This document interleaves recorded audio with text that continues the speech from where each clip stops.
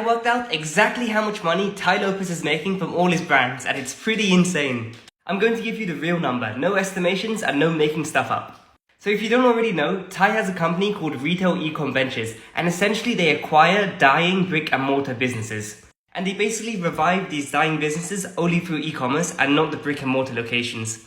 And I was curious to know exactly how much volume his portfolio actually pushes. So I went ahead and I placed 2 separate orders from all 7 of his ecom brands 24 hours apart from each other. And just by working out the difference between the 2 different order numbers, I was able to work out exactly how much money each of the brands are making.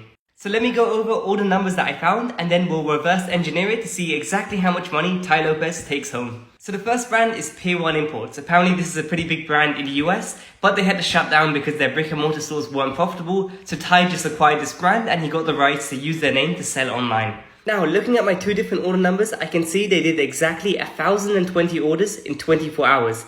And looking at the price point of their best-selling items, I can guess that the average order value is about $45, which leaves us with exactly $46,125 in revenue in one day for Pier 1. I did the exact same math on all the other brands, so let me just quickly storm through them. Dressbarn did 827 orders in 24 hours, times by a $75 average order value, leaves you with $62,025 daily revenue. Steinmart did 147 orders, times by a similar average order value of $75, leaves you with $11,025 daily revenue.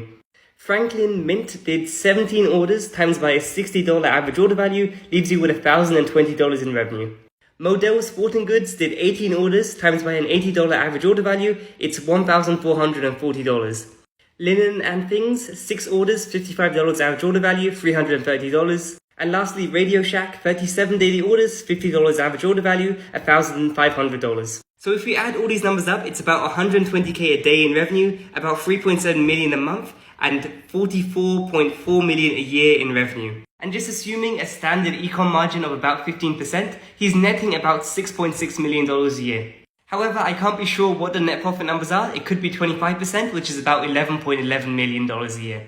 Now, it's important to note that Tai also runs loads of other businesses. For example, they recently bought bodybuilding.com, they have Mentorbox, Farmer's Cart, loads of other brands, but they aren't traditional e-commerce retail brands, so I didn't include them in this calculation. Radio Shack actually has a DEX as well, which is pretty random, so I'm not including it. I'm pretty sure Tai only owns 50% of the holding company because his business partner Alex Mayer owns the other half. Also, there is a chance that they might have taken on debt to actually acquire these brands in the first place, so there might be other interest-related payments deducting from the overall profits. Make sure to follow for more breakdowns.